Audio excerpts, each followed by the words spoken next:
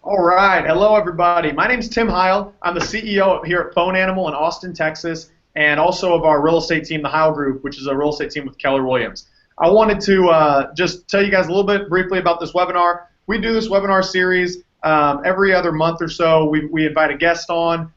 We love to talk about lead generation because at the core of building a business is lead generation. The most important thing in building and scaling a business is how are we going to go out and get customers. And what we know in real estate, the customer that we're focused on is the listing. We're focused on how can we go out and get more listings. So a little background on Phone Animal. We launched this company as something that we incubated right out of our call center here in Austin for our real estate team as a service initially for other agents to be able to hire and leverage out cold calling. And that service eventually turned into an actual lead generation company that now distributes leads to agents all across the nation. So you can check out more about that on our website. But besides that, I want to first go into Michael with Club Wealth and then to Frank with Vyral Marketing. So Michael, tell us a little bit about you. Tell us a little bit about Club Wealth and about your whole background. I appreciate that. Hey, thanks. And by the way, it's a pleasure to be here with you guys. It's always nice to be in a room full of big guns, learning a lot of good stuff. And you guys are absolutely big guns, and looking forward to hear what you guys have to say today. So in terms of background, sold real estate for 20 years, was listing and selling over 100 homes a month for most of that time. And now I run a coaching company called Club Wealth, and we've got coaches from all over the country that, kind of our USP is our coaches, all of them produce at a higher level than the people they're coaching, which is pretty important, I think. If you want to learn how to make, a seven-figure income, then you really ought to be learning from somebody that is making a seven-figure income selling real estate. And so it's been great. We're really fortunate. We've got really good people involved, and we're able to do things just a little differently than what I think people are used to. So it's been a good ride. So Michael, are they all active? They're all actively selling, or they actually at least actively have a team? Yeah, they actively have a team. You're right, and I'm glad you prefaced it with that. Some of them are still full-time selling real estate agents. We've got 3 coaches, myself included, that no longer sell real estate, and then we've got some that have active teams that are out of production. So their teams are still killing it, but they're happily more or less retired. We'll put it that way. Very cool. Very cool. Yeah. Awesome. Thank you for being on with us today. We're very excited to have you and be able to get insight from you and the individual who's been able to sell 100 homes. That's a huge feat for any real estate agent. So we're excited to get some coaching knowledge from you on this webinar. Frank, tell us a little bit about you. You and I, we do these webinars a lot. I always appreciate you. You've been a game changer in growing my business and both marketing and PR and going from the old stuff that we did with email to the new stuff with Facebook. I mean, you're a savant in this business. So tell us about your background. Well, thank you. I appreciate that, Tim.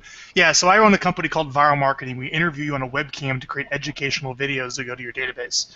Specifically, it's really for your past clients in Sphere. That's where we want to stay in touch with that pillar. It's another pillar of lead generation Tim's talking about. What we complement Phone Animal with is, they're going to generate a bunch of, people who are interested in selling their home in, sometime in the immediate future. And video can help you stay in touch with that. So that's kind of where we come in. And Michael and I are going to talk about more of the, once the nurture or the lead is generated of this person that says they're thinking about selling, what's the conversion plan to stay in touch with those people to make sure they actually list with you. And we're going to talk about that at the end of the Hangout today. But I want to get down into what we're going to learn. And I wrote some very specific things we're going to cover here on this Hangout. We're going to be very narrow and specifically cover what you have to do to get on the phones and generate consistent listings now. And here's what we have to do. This is what we're going to go through today, Tim. We're going to first talk about how to identify the best neighborhoods, like where should you be calling into, ideally that turn over the most and at the highest price points to find that perfect blend, right? Second, we're going to talk about where to get phone numbers. How do you get phone numbers? Where do you get the best phone numbers? We're going to talk about how to load them into the dialer or use a phone to reach out to these individuals. What to say when they answer, because you're just calling this person out of the blue. How do you turn that into a seller lead? Right? We're going to talk about kind of the attitude you got to have in that call too. And then ultimately when someone says they're thinking of selling, they want to talk to an agent, you're going to go over that criteria, Tim, of what qualifies like someone that you actually want to add to your database and stay in touch with from these calls. We're going to talk about some of the follow-up strategies. So let's get started. My first question to you is, you want to generate consistent listings, where do you call? How do you determine that? Perfect. So I want to bring up a company called SmartZip. There's a company called SmartZip out there that does basically, they have an algorithm that takes data points, as many data points as they can come up with, to determine the likelihood of somebody moving, right? So their goal is, by taking hundreds or maybe even thousands of data points, that they would be able to determine that one house has a 30% likelihood chance of moving versus another house that maybe has a 5% chance of moving in the next 12 months. What they're doing is they're taking all these data points and putting it into an algorithm.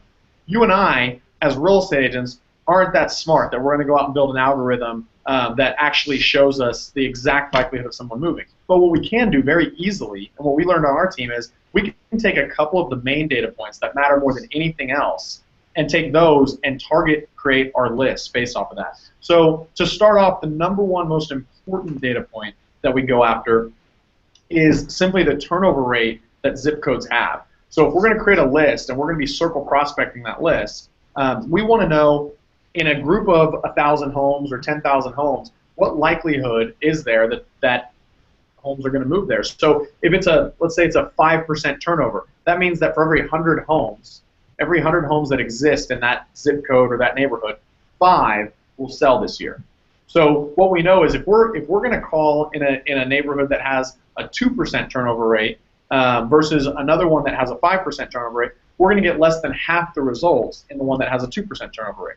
So just as basic as figuring out how many homes historically have turned over, just that basic data point can double or even triple your results by being strategic versus just randomly calling areas. How do you pull that information, Tim? Great question. So the best resource that we found is a website called melissadata.com. So melissadata.com is a website you go to, you type in, you select what county you're selling in, and then it's a free website. They just utilize public data, and from that county, you select a zip code.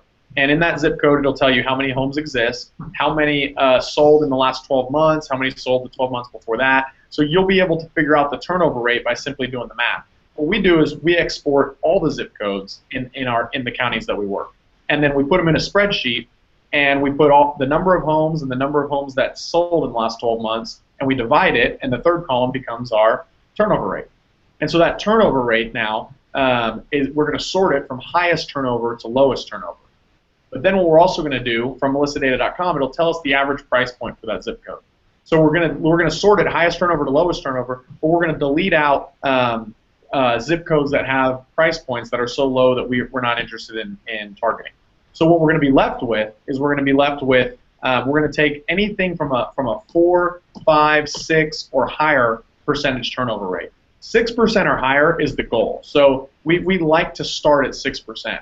What we found is, over time, we're eventually going to dig into the 5% turnover rates and the 4% turnover rates. But we never really want to go down into the 3 or 2 or 1% turnover rates unless it's an area that's just really, really, really important to us for whatever reason. So we're trying to stay as high as possible. So 6 is our goal, 6 and higher, but we'll often go down to 5% and 4%. What does it cost to buy that data? All that's free. All that's free. Now, it doesn't give you the actual phone numbers yet. We haven't gotten there. But just to get all of that information, it's absolutely free. That's nice. Yeah, absolutely. Absolutely. So it's great information. We love it. It's super helpful for us. You can have a virtual assistant pull that data for you if you don't want to go out and do it. But it's very easy to do at melissadata.com. So let's say you have a full-time person. Let me ask you this. Let's say you have a full-time person. Your only job is, like, my one strategy is making these calls. Right. How many should you pull if that's what you're going to be doing, say, 30 hours a week or something? That's a great question. So here at Phone Animal, we're calling for all day, every day, right? So we run the numbers, and let's just say like this: if you can make on a dialer like Mojo, for example, if you can make 1,000 calls in a day, 1,000 calls is a really, really, really big number to hit in a day. I mean, that's somebody who's just crushing it all day long. So that would be kind of the high end for us. 1,000 calls a day means that you're going to be able to hit 20,000 dials in a month, 20 work days in a month. So 20,000 dials. So what we do is we multiply 20,000 times 6, which gives us 120,000. The reason we multiply it by 6 is 6 months. We basically decided we don't want to call the same number for 6 months. After 6 months is up, we're willing to recycle back through that data because we've only called those numbers once. And so we're willing to re-pull the data, get new, fresh data for those zip codes, and go at it again. So what that does is it makes sure that in an entire year, you've only called the same number twice in an entire year. Now, here's the difference. What we learned from coaching programs, what I learned early in the business is you want to call people over and over and over and over and over again. And there's value to being persistent, no question about it. But that's when you're calling leads. That's when you're calling leads that have already been generated, like an expired or a FSBO or an internet lead or something like that, a Zillow lead. Those are all leads that you want to be super persistent with because those people have already identified themselves as a candidate. But what we know is when we're calling just cold through a neighborhood, of course, once you scrub do not call and all that, you're calling just completely cold through a neighborhood. These homeowners aren't. One is not any better off than the other given your targeted list. So your goal is to just get people to answer the phone. It doesn't matter if you get that specific person to answer the phone. You just need to get as many people to answer the phone as possible. So that's why we don't want to call them more than once. And what's that goal every day? If you're calling that list twice a year, how many live answers are you going for in a day of calling? Yeah, great question. So we're going for 100. We don't always get there. We're hitting about a 10% contact rate. So it really is gonna come down to 1,000 calls. Yeah, if they get 1,000 calls, they can get 100 contacts. If they get 800 calls, they get 80 contacts, right? Now, there's a lot that goes into the contact rate, Frank, but the number one thing is you don't want to call the data more than once every 6 months if you can help it. So the reason I say that is each call list is going to have a diminishing returns on it, essentially, because the call list is a group of people, let's say, given your zip code, wherever you live, we're going to call all the people in that zip code. And what happens is there's pretty much people that answer their phones when it rings and it's an unknown number, and there's people that never answer their phones when it rings as an unknown number, right? We find ourselves in these two different groups. I used to be one of those people that always answered my phone when it was an unknown number because I was in sales and it could have been an offer, it could have been business, right? Now today, I never answer my phone if it's an unknown number. So now I flipped and I'm the other type of person. So everybody usually falls in one of those buckets. And when we call through a list, unless somebody was busy, all the people that naturally are going to answer their phone answer it. So you could call through that list again, and you might get most of the people that were busy that would have answered it. But once you've called it 3 or 4 times, your contact rate goes from 10 or 12% down to like 2% or 1%. So you're wasting time compared to your results are a fraction of if you would just move on to the next list or the next group of people. So that's why we want to pull the long answer, Frank, to how many numbers do you need. Smart answer. Yeah, it is. It's a very targeted process. So we want to pull about 120,000 numbers for somebody who's calling full time. That gives them 6 months runway, and then after 6 months is up, it's no problem recycling and starting back over if you need to. So when you go to melissadata.com, you want to find, if you can, 120,000 phone numbers at a 6% turnover rate or better in price points that you are willing to work. That is gold insight, Tim. That's when you go to 5% or 4% from there. Cool. Well, here's what I want to know. I want to jump in here for just a second, Tim. By the way, I agree. Awesome numbers, man. That is super awesome. So what I want to know is, what is your goal? Is your goal a number of contacts per day, number of nurture leads that you guys generate per day? What is your goal for each of your telemarketers? Yeah, absolutely. So the goal is qualified. So we call it, and I think we'll get into here in a minute. But yeah, our goal is around that. The challenge is so just like for a real estate agent, a solo agent, their goal is really either sales or listing taking, right? We always, in our real estate team, we focus on... Tim, hang on. Michael, I want you to turn your speakers down a little bit. Just turn your volume down. Yeah, I hear myself. Is that better? Yep. Keep going, Tim. Awesome. So on the real estate team, the goal for us is listings taken. But we have leading metrics that we have to look at, which are appointments set, qualified leads brought in. So for an ISA team, or for an ISA, or for a company like Phone Animal, what we're focused on is the nurture is the ultimate goal, but the leading metrics are going to be contacts, or even more important, dial time. dial time is really important to us because we're on an electronic dialer. We're able to actually pay attention to the work effort, right? The work ethic. Because what we know is we first look at the nurtures, and that's the ultimate goal. If we're hitting goal, life is good.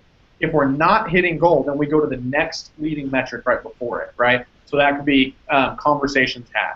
If conversations had, let's say, is we're nailing that, then we're going to go to dial time, and we're going to keep backing our way in. But let's say conversations had was only 60 in a day, so the nurture goal wasn't hit, and we see, oh my gosh, they only talked to 60 people. Well, that's a work ethic issue, right? So we need to figure out how can we be more productive during the day. However, if it's not a work ethic issue, it might actually be they hit 100 contacts or 90 contacts, but they didn't hit the nurture goal. So then we step back and say, well, it wasn't a work ethic issue. This is obviously a skills issue.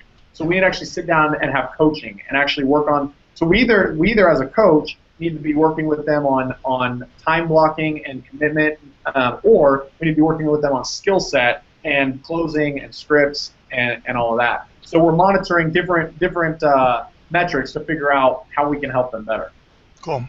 I want to keep moving here with these other topics. Just real quick, Tim, to follow up on something you said. How many nurtures is the goal? So 100 contacts, 100 conversations. Yep. How many nurtures? So the goal from 100 conversations, essentially, it depends where you're calling, Frank. Because if I'm calling in San Diego, where you are, for example, where there's a low turnover compared to, say, in San Antonio, Texas, one of our expansion teams here in Texas.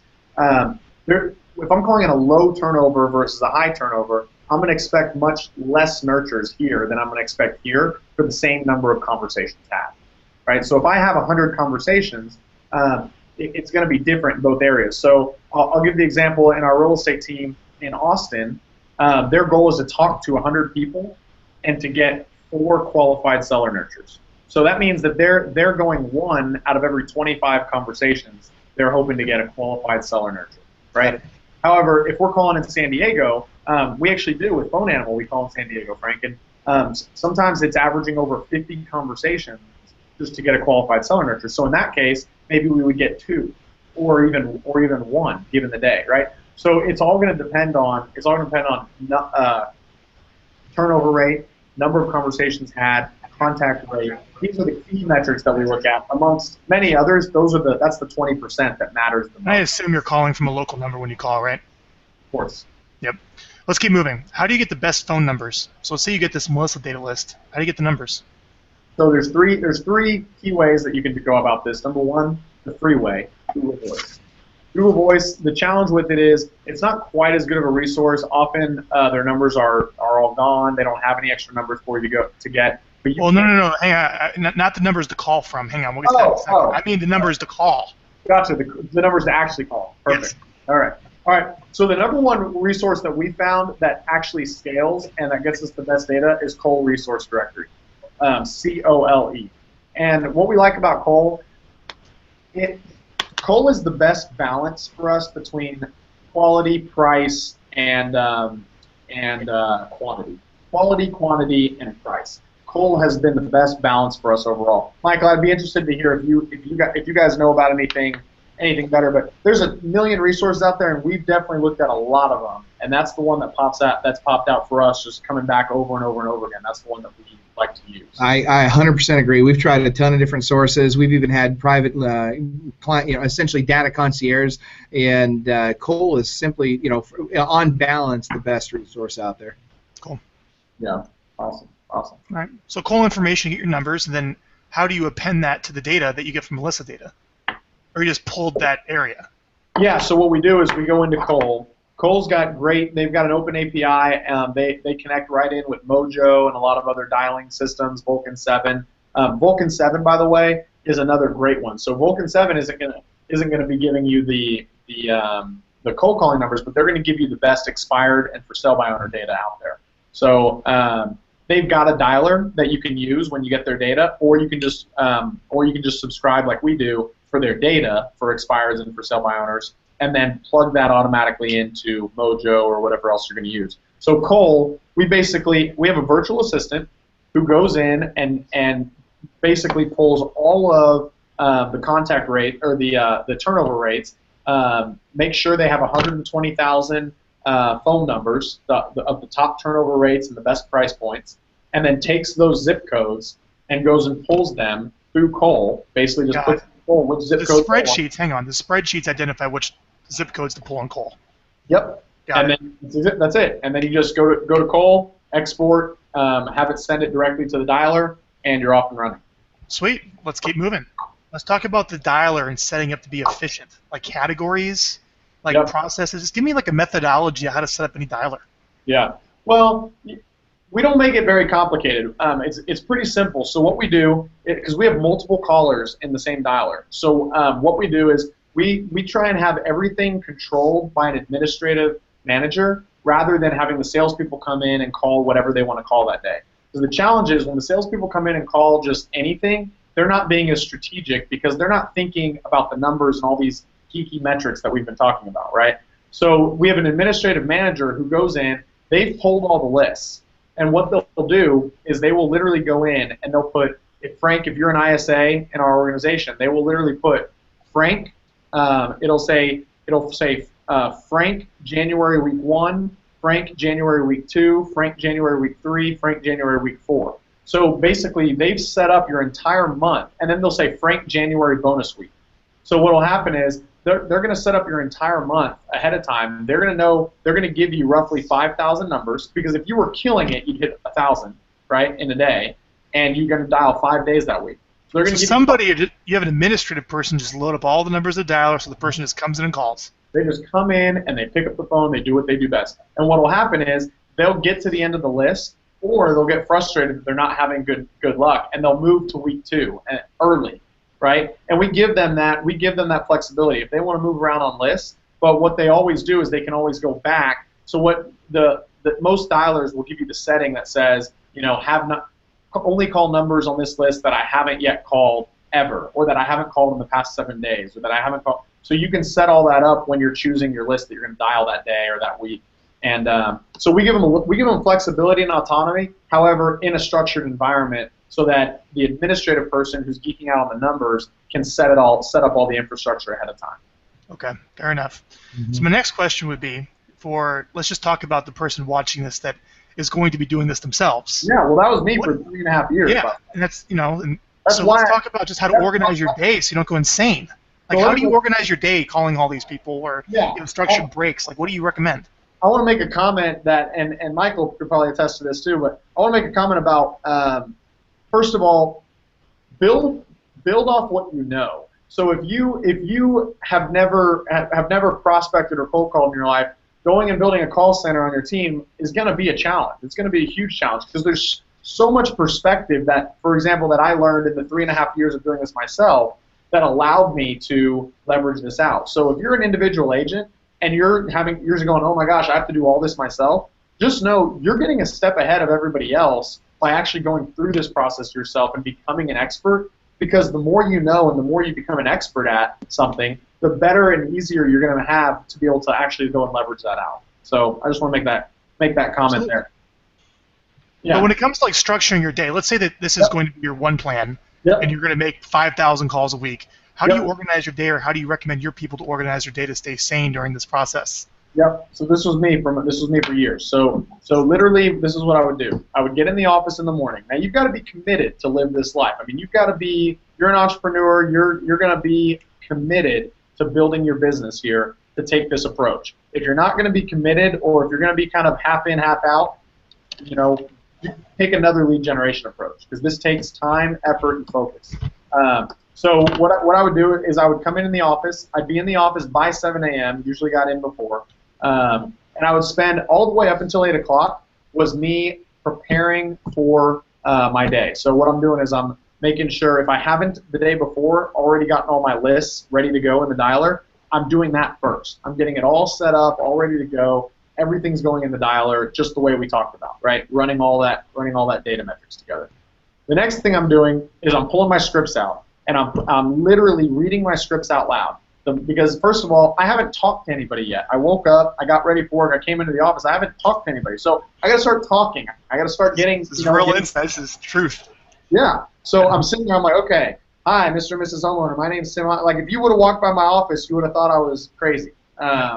So anyway, so I would do this all the way up until about 7:30. About 7:30, I would usually get on the phone with somebody that I met at a seminar or I met at a real estate event, and I would literally just role play with them for 15, 20 minutes. We would go back and forth. We would role play.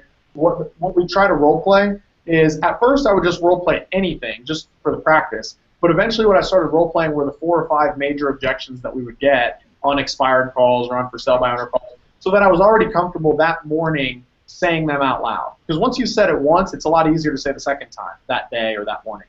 So I just get comfortable saying them out loud. And then 8 o'clock or 7:55, I'm on the phones. And the very first people I'm calling in the day, I'm going to call the low-hanging fruit first, then the next low-hanging fruit, then the next. And the last thing I'm going to do is I'm going to start circle prospect, right? So that's why, for example, Phone Animal, what we do is we circle prospect because it's the thing that takes the most amount of time that brings you the least amount of results, yet the results that it brings are every bit, if not more, qualified than all the other results you bring. So what I always recommend to agents is focus on expireds, for sale by owners, focus on your own sphere, all that, and then if you still have time in the day, circle prospect, right? Phone Animal basically took an activity that just takes hours upon hours upon hours and said, we're just gonna become really good at that thing so that agents can focus on the higher producing income activities. So what I would do, 8 o'clock, I'm calling the brand new expireds. Whatever expired in the last 24 hours, I'm on the phone with them. And the next thing I'm doing is I'm calling that same list of expireds, I'm calling them again from a different number. Then I'm calling those same for sale by owners from a different number. So I'm gonna call because that list is only maybe 10 or 15 people at max. And then the for sale by owner list, another 10 or 15 people. And then I'm gonna cycle through both of them again. So now I've gotten hold of as many people as I can that within the last 24 hours raised their hand as a lead to the general public. And then I'm going to move on to old expireds and old for sale by owners. So these would be either last week or last month, or sometimes I would go 6 or 9 or 12 months back. I'm going to go back in time and call these people because these are people that I've never talked to. I've never gotten a hold of them in the past, and yet I know that their home expired. There was interest in selling, or they had it for sale by owner, and yet they still haven't put it back on the market yet. So then I'm going to work through the old ones for a little bit. And then if I've still got time and I haven't gotten my number of nurtures that I required of myself that day, which for me it was 5 qualified seller nurtures. That's what I needed to do before 11 o'clock. So from 8 to 11, that was my one thing. Now I was able to get 5, whereas I said my guys are only able to get 4 in a whole day of calling because I was calling all the low-hanging fruit. They don't get to call all the low-hanging fruit. They're circle prospecting, right? I got to call these new expireds, these new FSBOs, all that. So it was, Tim, real quick, define circle prospecting and what that means. Oh, circle prospecting being everything we've just talked about. Taking a neighborhood and just calling directly into the neighborhood, calling around one house or one zip code, all the homes in that area. So that could be just listed just sold calls, or that could be just flat cold calls. It could be a number of different things, but you're just calling into an area. Whereas expireds, you're calling very targeted lists. For sale by owners, very targeted lists. So why ever circle prospect? Because circle prospecting is an unlimited resource for you, whereas expireds are limited. For sale by owners are limited. So tell us too. I think a lot of people are probably wondering at this point, what's a nurture? What does a nurture lead to you? What's the definition? I know you've got like 5 points that you cover. Yep, absolutely. So I will show you. Frank, is there a way for me to share my screen by chance? Yeah, this leads to our next point I wanted to cover is what to say on the phone when the homeowner answers your call. So I want you to go through that scripting and ultimately get to the point of what you're trying to identify on that conversation, which is the question Michael asks is what is a nurture? And if you want to do that, roll your mouse over my face here, and I want you to click the little green button that shows up on the upper left. And I want you to specifically not click your full screen. It'll be too big for the audience. I want you to click the window that has the Word document or whatever it is you're going to show to us. So select the window that has what you're going to share. Is that pulling up? Yeah. Yep. And then make that window small. So make sure it's small on your screen so it's large for us. Now I see myself. That's all right. Change the tab. There you go. Yep. And I want you to zoom in or make your window smaller so it's not your full desktop. So it's a little bit easier for us to read. Is there a way to make that window smaller? There you go. Perfect. Good. You see that? Yeah, make it more, sorry everyone, make it more shorter. Just pull it straight down. There we go. Well, now make it more narrow. Make it straight down. Make it more horizontal. And it'll be perfect. Ah! Oh, here we go. Here we go. All right, this will work. Go ahead and explain it to us. That's vertical. If you make it more horizontal, there we go. The other version. Perfect. There you go, Tim. Good job. All right. In kindergarten terms that I can understand. Here we go. All right, you're good. All right, that's good. All right, you're good. There you go. All right, here they are. 5 criteria points that make up a seller nurture. So number 1, motivation, and then we'll get into the script. But this is what we're looking for. We're looking for them to hit 5 main criteria. So motivation is they have to have a reason why they need to move, and this we say an external reason even why they need to move. So we don't want to hear things like, the market's hot, we want to capitalize on that, or shoot, if you could get me $300,000 for my home, I'd move. Those are red flags for us, and that constitutes what we basically call fake motivation or false motivation. We're looking for real external reasons like a job change in family size, kids are graduating from school, anything like that. Those are real reasons. Motivation is the most important factor out of all 5 of these. Motivation is. So what we do is we dig multiple layers deep into motivation. So when they tell us, oh, we want to move south, we don't like being up north anymore. Great. Tell me more about what's important about being south.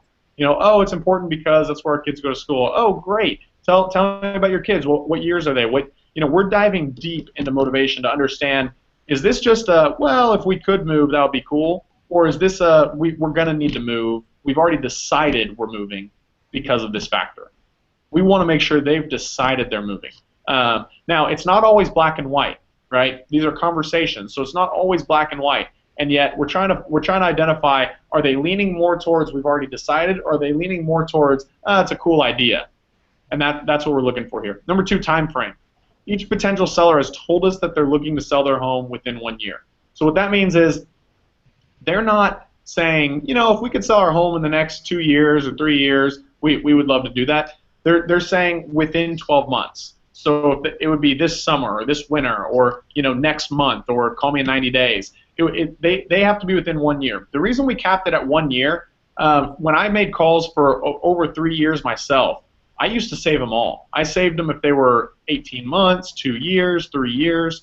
And what I learned after going back through years of data of calling, I realized that there was a massive drop-off between somebody who told me after the 12-month mark, if they said 18 months or 2 years, there was a massive drop-off in what they actually ended up doing. Life happens, and 12 months is a great mark.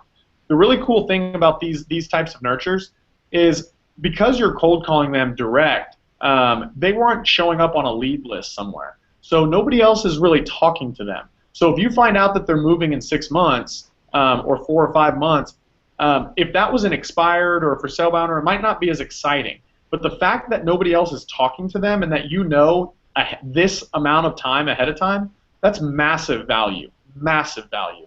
And we're going to get into, Frank, you're going to talk to us in a little bit about. Michael and I will both. Yeah, both. Some of the techniques we use during that time so that when we do call them back, they know exactly who we are, and it's a totally different conversation. But we'll get there. So time frame. And then number 3 is follow-up time. So each potential seller tells us exactly when to follow up with them. When they're expecting your call, they're more likely to pick up the phone and have you follow up. So we want to know from them when they want to be followed up with. So we're constantly training. I literally just had a conversation. I was walking by, our ISAs were role-playing, and I had to walk in the room and give some critical feedback because I heard what I hate hearing, which is the ISA suggesting a follow-up time. That's a big no-no in our organization. Don't say we don't coach them to say, it sounds like you'll be ready in 2 or 3 months. I'll just give you a call back then.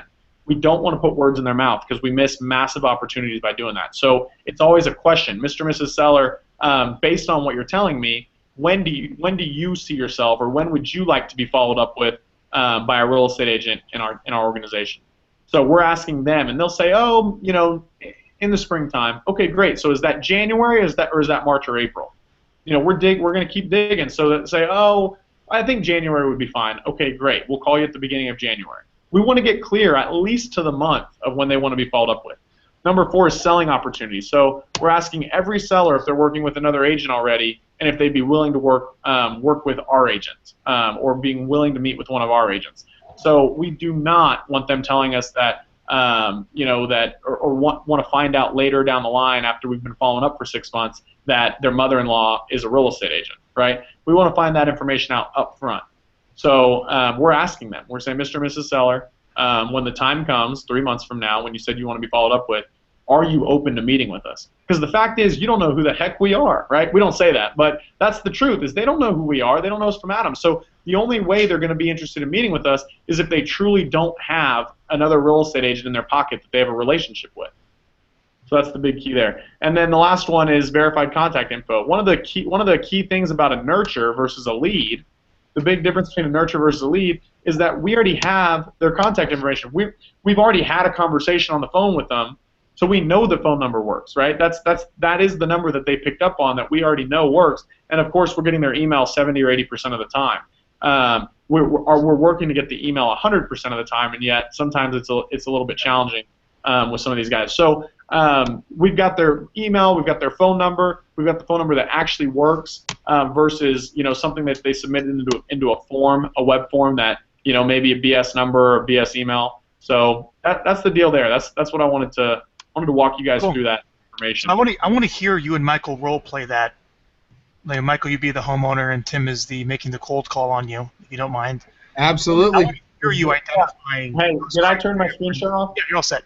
I want to hear you identifying those criteria.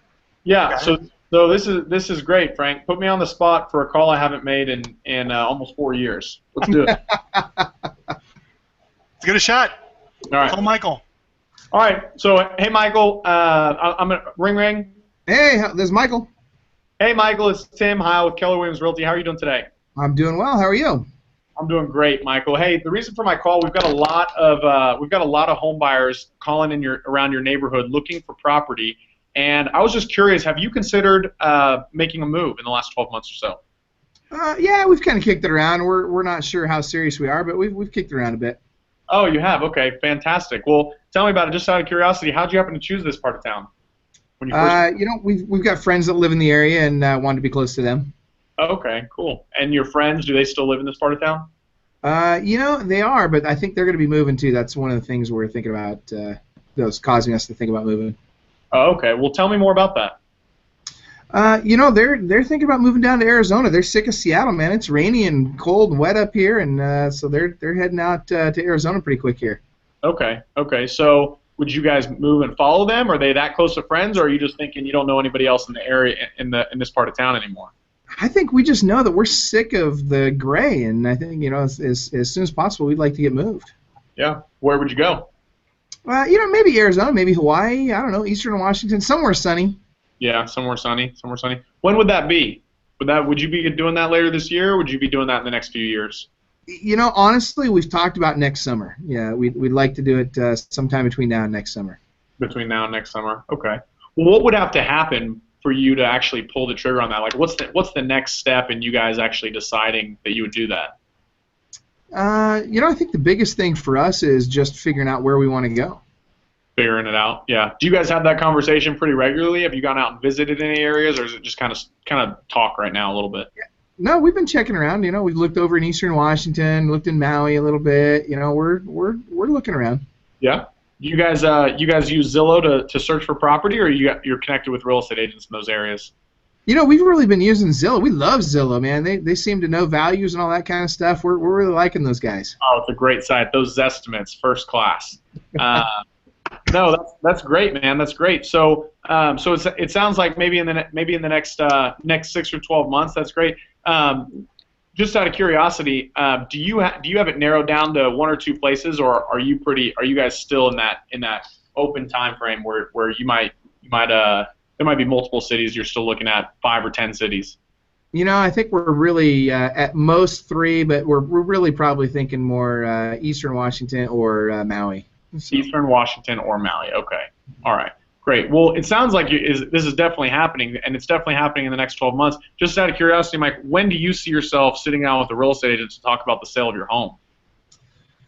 Well, I would assume that we'd probably need to find the new one first, and then we'd probably have to sit down with somebody to talk about getting this one sold. Yeah, okay. And you said probably by next summer you'd be looking to find the new one. So it would be sometime maybe after next summer. Would you say maybe the fall? Well, we'd want to sell this one before we actually made the move. Mm-hmm. Okay, great. So when would you like to be followed up by one of the real estate agents here on our team to sit down and talk about your value and how we can help you? Well, I would say probably spring. Spring? Okay. So is that, like January, February, or is that more like March, April? I'd say probably February. Probably February? Okay, fantastic. Well, we'll make sure we have somebody call you back in February. Just out of curiosity, Mike, do you have any real estate agents that you feel really tied to or obligated to, or are you open to meeting with us when the time comes around? Yeah, I got to be honest with you. We had an awesome real estate agent when we bought the house. The sad fact is, though, I don't remember their name, and I haven't heard from them since we bought the place. Yeah. It's almost like they got that check and moved out of town. I don't know what happened. Yeah, unfortunately, that is the case a lot in our industry. They may not even be in the business anymore for all we know. So it sounds like maybe you'd be open to meeting with one of the guys from our organization. I mean, yeah, sure. Awesome. So, Mike, I've got your phone number here. Is this the phone number 512 blah blah blah? Is that the phone number that you normally answer? Is that the one that we should reach you again in the future? Yeah, that's the best number for me. But I'll be honest with you. You should probably call my wife. She keeps our calendar. So I'd suggest follow up with her. Perfect. What's the best number I can reach her at? It's 555-1212. Awesome. Perfect. Mike, just out of curiosity. Actually, let me get this right. I want to screw this up because this is another one that I harp on that we hit right. So Mike, I want to go ahead and send you over our contact information. That way, you and your wife, when you guys feel like you're ready on your end, you can just reach out to us. What's the best email I can send that over to? Just send it over to telemarketers@hellickson.com. All right, perfect. I've got that down. Thank you so much. All right, Mike, it's been a pleasure talking to you. Good luck on finding the city that you're going to be moving to. I'm going to be following up with you. At the very latest, we're going to have an agent follow up with you by February. May even give you a shout a little bit before just to see if once you've decided on your city, if we can help connect you with a real estate agent in one of those markets. Sound good? Sure. Yeah, it'd be great. Awesome. All right, I appreciate it. So I basically butchered like 9 pieces of that call, but what I will say is getting the email is super, super important. At one point, we were getting as low as 30 or 40% of the emails because we were just asking for their email. And it was so easy for them to say, oh, no, we're not, just call us. We don't want to give you our email. But when we started telling them, we're going to give you our information, that way you can call us, it made them feel like, oh, this person's not going to call me over and over and over again. So they felt really good about the ball being in their court rather than it continuing to be in my court. So what they did was, right now, almost 80% of the time, we're getting their email by asking it that way, which is getting their email is extremely valuable for what you can do on Facebook, on different social media accounts, and as well as through email. So, which we're going to talk about. That was incredible. I thought you did great. Thanks. Yeah, that was incredible. So that was a very nice thing for people to see. Now, my question is, when somebody's on a dialer, Tim, knocking out 100 of these, how are they not mentally thinking about the next call and staying focused on the current one? Well, you have to remember when you're on the call, the dialer is completely stopped, and then when you get off that call, you decide you have to click to hang up and move on to keep it going again, or you can just hang up and keep it paused for a second. So if you've just had a long call like that one, for example, you can hang up the phone and just sit there, cool off, relax for a second, and then hit it to play again when you're ready. If it's a short one where they say no, we're not interested, we're not thinking about moving, okay, thank you for your time, you're just going to hit hang up and move on to the next one right away. Cool. Yeah. What would you say is the attitude a caller needs to have, like for someone to be successful in this role from like a behavior standpoint? I don't know, just how they're wired. Like for someone to successfully do this, what is that attitude or behavior or whatever you want to call it? Yeah, it's got to be somebody that a couple of things. Number one, it's got to be somebody that has resilience, that exhibits resilience in their life. Because remember, if you're having to talk to 24 people just to get that 25th yes, or if you're having to talk to 49 people, 49 no's to get that one yes, depending on where you're calling, you've got to have a high level of resilience, right? That's going to be one of the most important things. Another thing is you have to be big picture oriented. You have to realize that what you're doing today is going to pay off 9 months from now or 12 months from now. It's not about making a paycheck tomorrow. So whether that's you as an ISA, it's the value you're creating for your organization, or whether that's you as an individual producer, realizing that you're going to carve out this time, you're going to be consistent day in and day out because it's going to pay off over time. One of the biggest things, a lot of people watching this are not ISAs, probably a lot of agents, right? So to speak to an individual agent, when you're new in the business, you've got to get paid now, right? You've got to make money now, but you also have to focus on building your business, right? Your database, Gary Keller tells us, your database is your business is your database. You have to be building your database, and you've got to be building it with qualified sellers, in my opinion. So here's the deal. When you get into the business, you've got to focus on what gets you a paycheck today. That would be open houses, calling brand new expireds, brand new for sale by owners. Those would be ways you can get business right now today. But you've got to be focused on 6 to 12 months out from now. And that's what we were just doing. That's the call we were just making, is focusing on 6 to 12 months out, because here's the deal.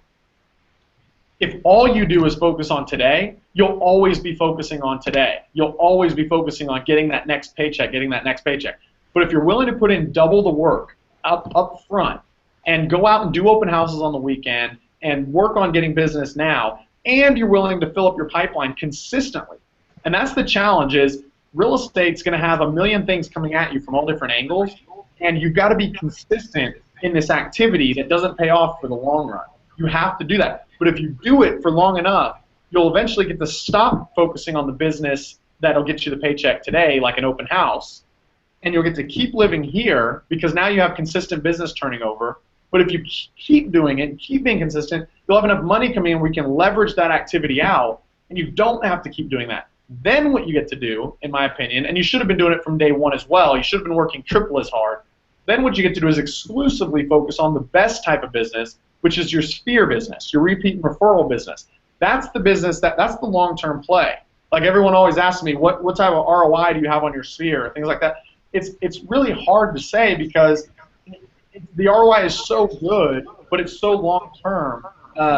And what we're doing when we work our sphere, we're really investing in relationships, and we're branding, and it's less about calls to action. It's more about branding and investing in relationships with this group of people, and that's going to pay off 1 to 2 to 5 years from now. So I look at it as, when you get in the business, you got to do open houses and work expires and work FSBOs and get all that stuff so you can get paid today. You've also got to circle prospects so you can generate a nurture pipeline that's going to keep you going 6 to 12 months from now, so you don't always have to focus on today.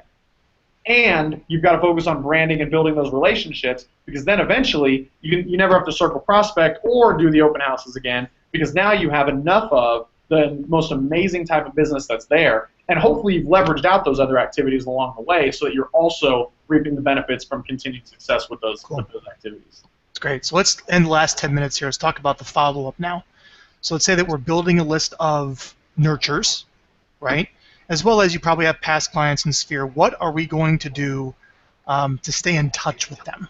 Well, I want to let you guys talk about that for a second, because Frank, this is your specialty. You're the one who's coached me on a lot of these activities. But I mean, I'm happy to chime in with my own. I'm happy to talk about my own stuff. But I mean, well, let me share my piece of it. So there's multiple facets of following up, and let me share kind of my side of it. And what I found is one of the most levered follow-up strategies you can have when you just can't get everyone on the phone is next best case is video, right?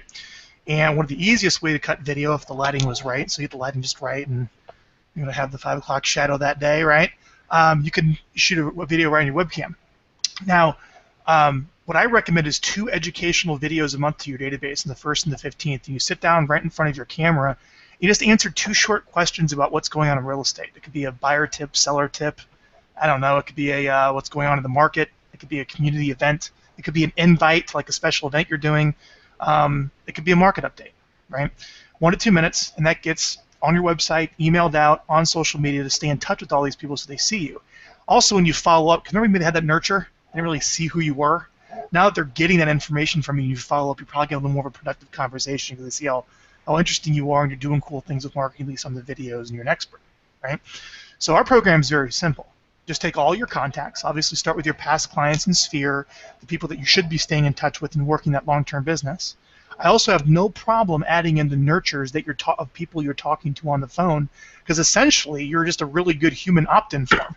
Yep. You're a really good human opt-in form, or you're verbally getting the criteria into the form and they click submit, and that's what you're essentially bringing into your database, right? And you're getting permission for the email.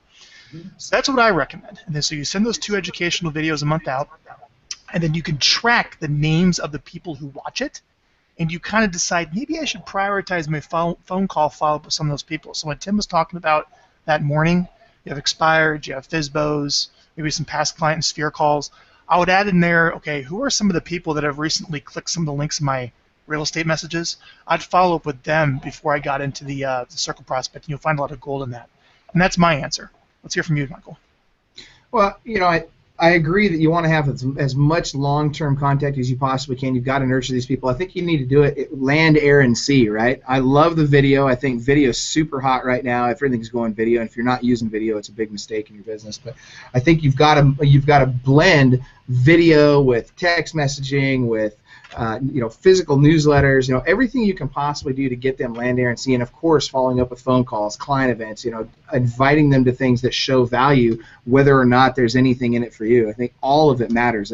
And the more you contact them, it used to be that people need to experience you 7 to 10 times for them to really connect with your brand. Now it's more like 16 to 20 times. So you've got to be more in front of them all the time because of all the noise that's out there in the space. But yeah, absolutely, video, key, no question. Yeah. Cool. What do you do, Tim? Let's talk about your process. So when I started out as a solo agent, every single qualified seller nurture got a handwritten note from me that said, hey, Frank, I really appreciate the time you took to speak with me today. I look forward to talking with you about your home in the future, Tim. And it got a business card magnet that would go with it. And I got to say, I'd go on listing appointments at these houses 6, 12 months later, and I would see my business card sitting on their fridge. So I believe there's value in that based on my own experiences. So that's the first thing. You said land, air, and sea. There's the land, right? Or air, I guess. So here's the thing. So that was the only thing that I did when I first started out in the business, besides doing a follow-up call. And what I learned was making the follow-up call is the 20% that will give you 80% of the results. You've got to make that follow-up call. And when you make that follow-up call, guess what? They're not going to answer the freaking phone. They're just not going to. So then you've got to call them again. Now this is where persistence sets in. Now you've got to be persistent because you already know that this is a qualified seller lead, that you've already put through your criteria. You know this is somebody you want to get back in touch with. So you've got to get them back on the phone. That's the first thing. Then I met you, Frank, at a conference years and years ago, and we started our viral marketing campaign. So I would literally, a couple of things. First of all, every single seller nurture of ours goes into our viral marketing campaign. In addition to that, we put all of our sphere, all of our past clients. So what we're doing is, this isn't calls to action. This is I need for this group of people to see me as a professional and somebody of high influence in this industry when it comes to buying and selling homes. I need them to see me that way, so that when I see them out in public, or when I call them back if they're a nurture or whatever, that it's a totally different feel than the time before. Now they see me as a professional, and they see me as somebody they're willing to take advice from, that they'd like to sit down and talk with about their home. That's a totally different ballgame now. So this is all about raising my clout with a buyer, seller, or homeowner. Locally. Here's essentially what has to happen is people have to know, like, and trust you before they'll do business with you. And what you're doing in that drip, the whole thing that you're trying to accomplish is getting them to the point where they know, like, and trust you. And in order to do that, you have to show them that you're both professionally competent and that you personally care about them. So it can't be all about you, and look at me, I'm a $1 million producer, and look at all my production. Nobody cares. They don't care. They hear it from everybody. What they care about is, do you care about them? That's exactly right. That's exactly right. So what we do is we're talking about either home ownership tips. We're trying to help them make home ownership easier, or we're bringing them up to date with what's going on in the market from a buyer's perspective or from a seller's perspective, since we're talking to buyers, sellers, and homeowners. So that's the deal there. And then what we're doing is and Frank, this is something you've helped us with, which I don't know if you're interested in talking about this or not, but we literally take this group of people, we segment it, and then we run ads on Facebook targeting them. So, for example, for our homeowners, for our past clients, they're not buyers or sellers. So targeting them with buying and selling ads is not all that helpful for us. So what we do is we just do branding. Branding is really inexpensive on Facebook because you pay for the clicks. So if you have no calls to action and you're just branding, they don't click, but they constantly see it there, so it's really cheap. You get a lot of eyeballs for not a lot of money.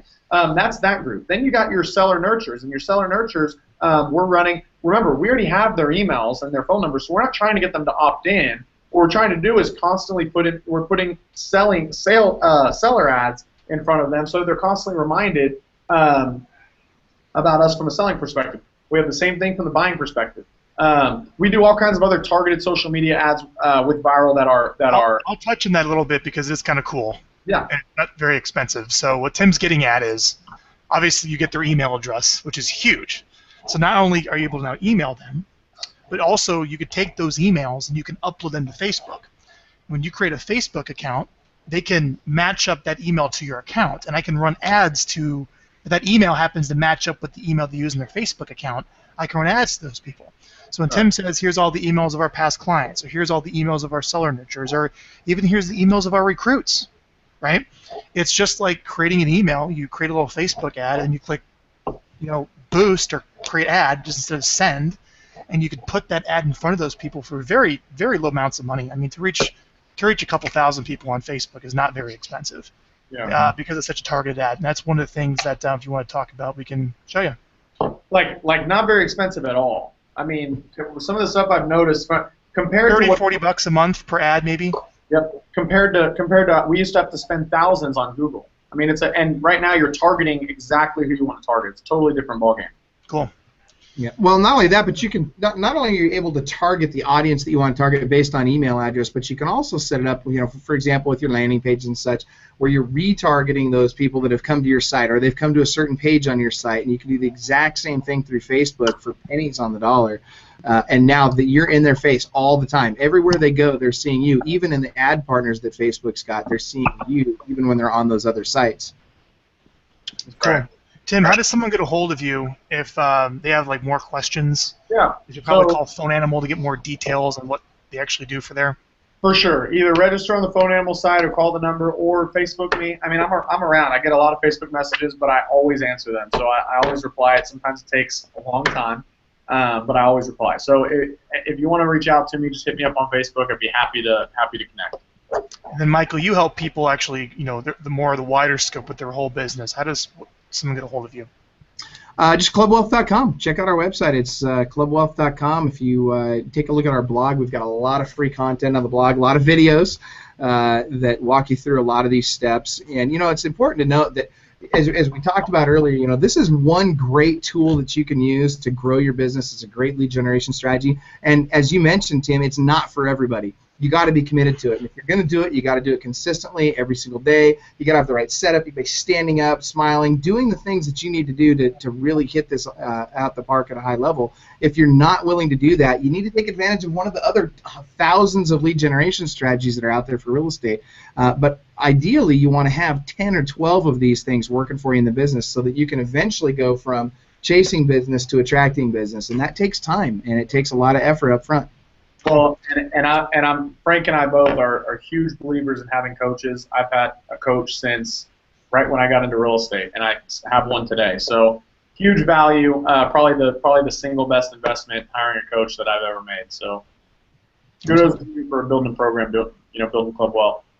Yep. Appreciate that. Thank you. And for Vyral, the plan that Tim follows, you can download a copy of the exact video marketing plan that Tim uses to stay in touch with all these people at thedatabasereset.com. It's actually going to go through how to reconnect with your existing list to reset it, and then what you should be doing to add and build to it, like we talked about today going forward. Get a copy of that, and that'll be the plan.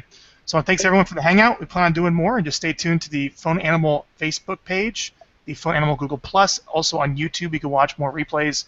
They're also up on phoneanimal.com. Thanks, everybody. Awesome. Thank you, Frank. Thank you.